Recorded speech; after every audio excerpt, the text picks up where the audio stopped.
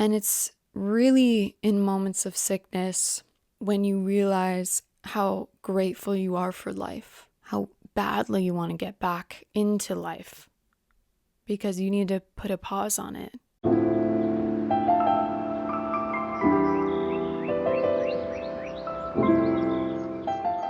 Hello, and welcome back to another episode of the 20s Detox. I'm Bianca, your host, where we dive into all the things I'm learning and unlearning in my 20s to elevate this decade. This week, I'm going to be talking about productivity, my relationship with productivity, how I'm becoming more comfortable sitting in silence and stillness of winter. Also, play, diving into the aspects of play and how we really are disconnected from that in adulthood. And lastly, why I was away last week, because I didn't plan on it, but it is for a reason. Before we get into this episode, make sure to like the podcast. You can subscribe to it and rate it.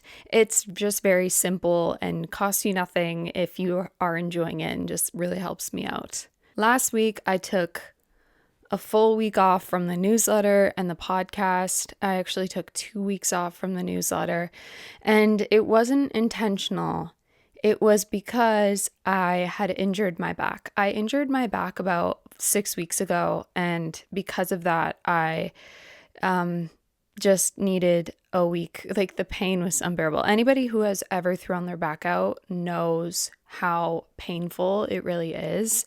And I was pushing myself too much, guys. Like, I really was. And I wanted to practice what I preach, where winter is a time of stillness. It's a time to slow down. Any of you that got my workbook, Align Your Life with the Seasons, know that winter or quarter one is a time to slow down in its intention setting. I've been taking a little bit too much on this season, and I'm really trying to slow down in the last month and a half, where we have March. It's still quarter one in March. And at the end of March, I'm going to take a little bit out of my workbook and work with you guys on how to navigate into quarter two. But I was really learning something from my time of just almost being bedridden. I was pushing myself too much, like I said. I injured it skiing. I fell skiing and didn't really think anything of it. Then the very first day that I was sore, I couldn't walk, and scared the heck out of me because I've never been in that situation before where I couldn't walk. And then it got better, and then it got worse, and it was just like an up and down healing process, like everything is. Really, it's interesting how healing is so up and down. And I am thinking, I'm thinking about how this winter I'm noticing a lot of people who've gotten sick, who have injured themselves, or who are mentally going through something. The reason why it's so difficult to fully get out of that and heal as quick as possible is because we're resistant to stillness. We're resistant to the point where our body is forcing us to rest. I have a friend who is getting on and off colds. I definitely have been resisting the stillness with my back. And if only we surrendered more to the times when our body needs rest, we would be able to, one, be happier, because when we resist things, everything's very tight in our body and our mind, and it's very easy to slip into lower frequencies, emotional frequencies of guilt and sadness and anger and anxiety and fear, because being in silence, being in stillness is quite uncomfortable. It's still uncomfortable, despite the fact that I've been meditating for almost 4 years now. I was just talking to somebody who's going to be on the podcast soon, but she lives in New York, which is such a busy city. And she was like, I'm really finding myself in a bit of a rut or out of place because it's just gloomy outside. And the thing is, everything keeps going. Like, January is such a grind month. So by the time we hit February, most of us feel exhausted and just down and unhappy with ourselves because we weren't able to achieve those resolutions. We weren't able to stick to them. But it's really tough when everything outside is sitting in stillness, which is the energy that we are absorbing, right? Everything is energy, nature is energy, and if you are living in a place that especially has the winters with snow and cold, everything is at a lower vibration, not a negative vibration, but lower, it's less energy. It's just still, it's slow. You're going against those energies by trying to grind and get through all your work and get through your day, even though you're sick or you're in pain and you're not letting yourself rest or take those sick days, because we're just taught to push through it. We're taught to grind through it all. It's called the hustle culture, the rat race. And I've really been an advocate for getting out of this hustle, but I also need to be fully transparent. I'm still in it. I'm still very much in it. And it can be so tough, especially in the winter, to slow down because everybody around you is just trying to grind through as well. We're all just trying to push through. And I want to take a moment right now, if you're listening, any of you listening, if you're in your car, if you're on a walk, if you're just cleaning your house, I want you to just stop what you're doing. Well, you can't stop driving, but just stop right now. Take some deep breaths.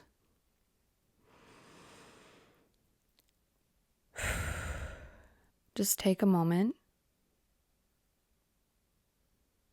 and feel in this moment the energy of stillness.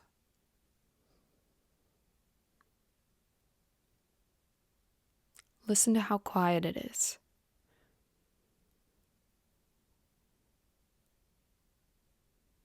How many of you have just realized in this moment how busy you've been in the past month and a half? How many of you are waking up and realizing, wow, I don't think I've had a moment off of autopilot mode in what it feels like as months? I want you to remember this moment and realize you can always come back to it. You can always come back to it in just 1 minute, 30 seconds. If I'm feeling overwhelmed, I'll just pause everything and I'll just sit in silence for a couple minutes. We have a couple minutes. When you do this more, you can be in tune with the energies around you. And remember, energy is limited. We can't just make energy out of nothing. So a lot of the time when we get our creative energy, our productive energy, anything, that needs to fill back up by doing something. Usually, creative energy is when you are doing creative things for the heck of it, absorbing creative things that are not instant gratification. They are good quality creative art, going to a gallery, doing something creative in your evening, like painting or playing the piano or singing. It also just can be reconnecting with nature. Usually what's only available right now is the cognitive productivity energy.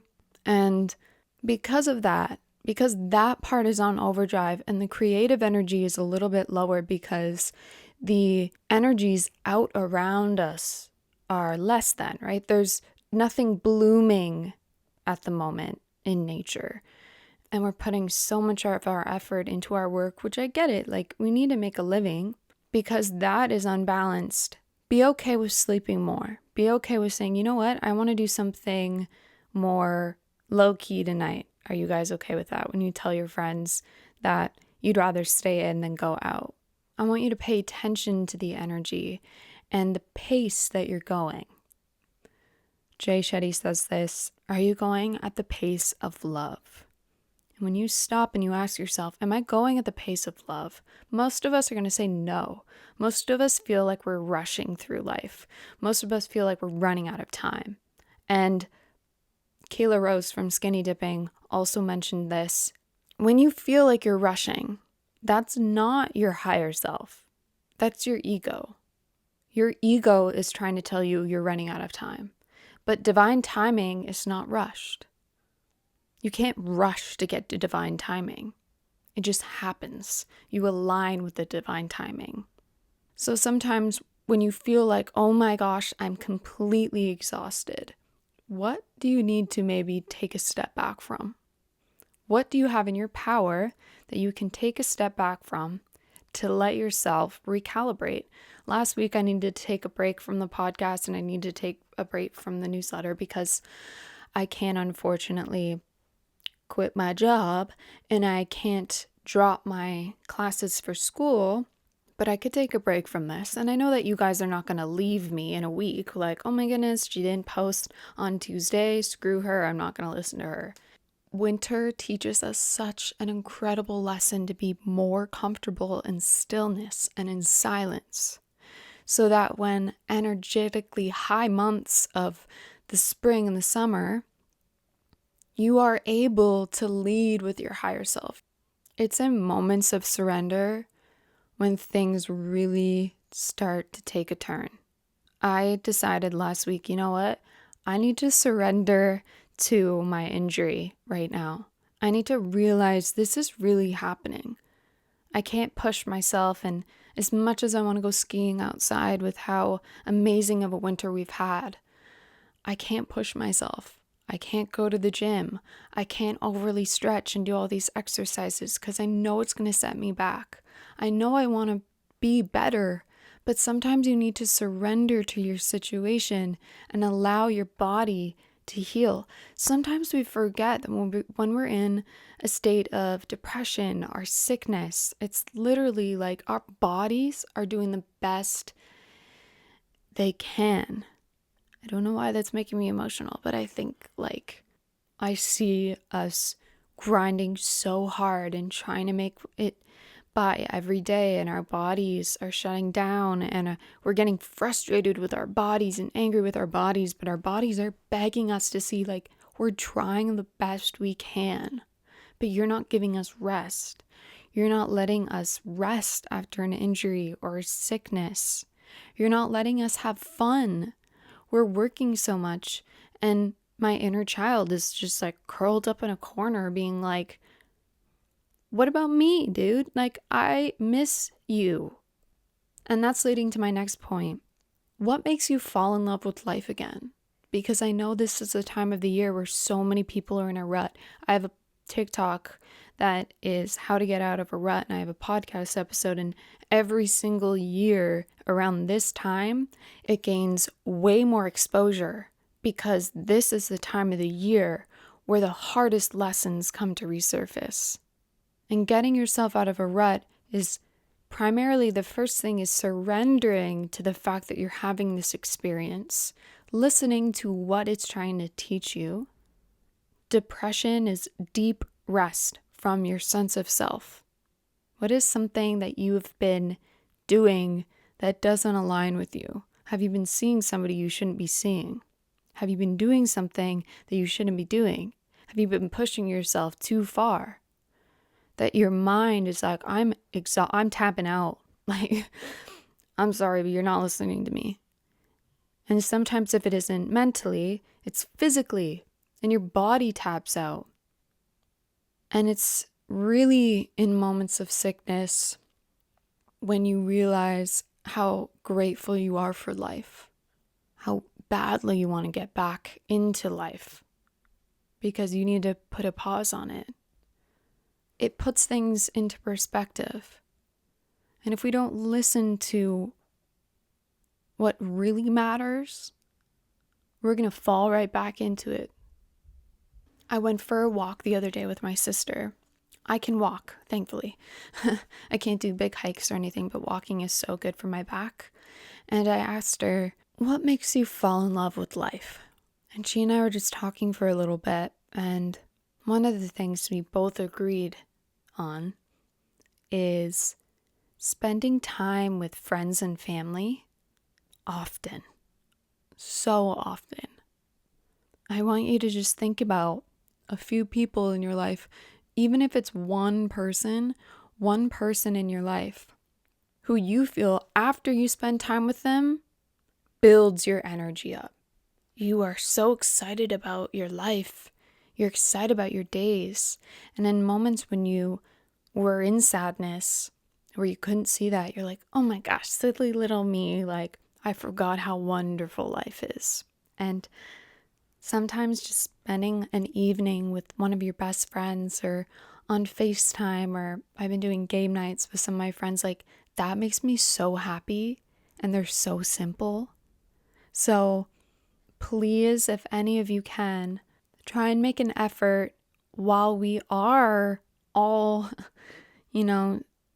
staying in more, to see friends, because in the spring and summer months, I don't know about you where you live, but I have friends that go to their cottage or they're traveling or they're doing this. Like, this is the time when everybody's home. And I really want to take advantage in seeing them. And it can be very simple. The next thing is art. Absorbing amazing art, music, paintings. It's also creating art.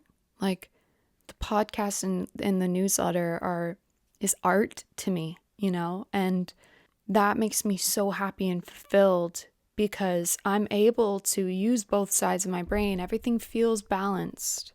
Sometimes I have to remember that things flow in my brain, and if I'm not using both, then something feels a little bit off up here. Most of us, I feel, are living in a world that's very left-sided brain, left side brain, analytical, rational thinking, cognitive thinking versus the intuitive, emotional, receptive part of our brain. And there's no such thing as like a left brain person, right side person, but you have to remember that there are certain tasks and certain things we do in life that will stimulate more one side than the other. That's still definitely a thing, but there isn't people who are just born right side brain, left side brain. That's a myth. But anyway, the next thing that makes me fall in love with life, nature. Oh my gosh, like I don't know if any of you live in southern Ontario of Canada, but the winter we've had has been magical. We've had so much snow, although it's pretty difficult to, our snowblower's been broken, so we've been needing to shovel it manually. And that's insane because it basically goes up to my hips, but it's magical to look at outside and see all the snow and just play in it like you're a little kid again. Oh, I love it. And nature is always there, right, to recalibrate the pace that we need to live at, because they're emanating sustainable growth, like they constantly grow every year. They never miss a year where they don't grow. And they have moments where they're resting, and then they have moments when they're really growing. But that's sustainable. They don't really have those setbacks. And it's good to remind yourself to reconnect with that energy so you don't feel so burnt out and you always feel inspired. And the last one, which is, I realize not possible for everybody, but maybe some of you guys will understand this. It's traveling. Whenever I travel, and especially when I travel to places that are very culturally different, I love to learn about their way of living, how it benefits them, the parts of their culture that maybe I could start implementing in my life, the different kinds of art that's there, the languages. Oh my gosh, I know for sure something I would love to do once I'm less busy is make the time to become fluent in French again. I was fluent, not anymore.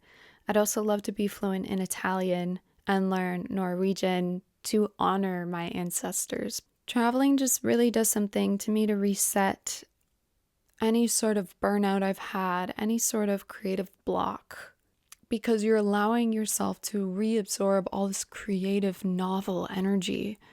And yeah, it just replenishes that area of me and see all the beauty, right? Like, life is pretty cool. It's a miracle you're here right now. And think about, gosh, am I lucky or what to have been born into in Canada that pays for my healthcare? I'm like so blessed. It's good to remember that. It's definitely good to remember it. But if you don't feel it, then how can you reconnect with the love of life? That's my message of the week. I wanted to just give a little ramble episode, stuff that I've been thinking about, because I know so many of you might be having a hard time right now and you're not alone. And also try and be gentle to yourself and realize when you do surrender and you do slow down, you can slow down.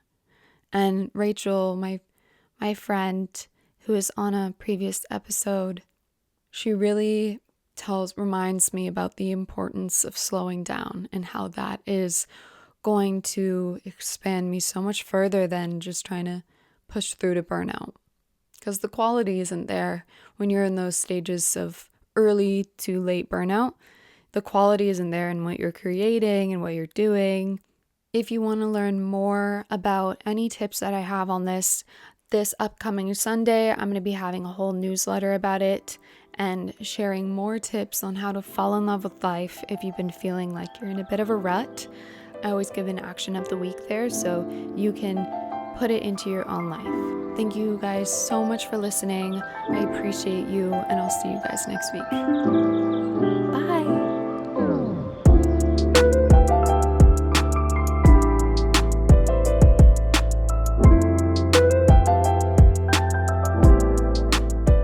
If you guys enjoyed this episode, make sure to listen to How to Get Out of a Rut, and it's so important for any of you needing practical tips so that you can start feeling like yourself again, because I know what it's like. I get like that too, and it's really important to catch it early, so definitely go check that out. It'll be in the description.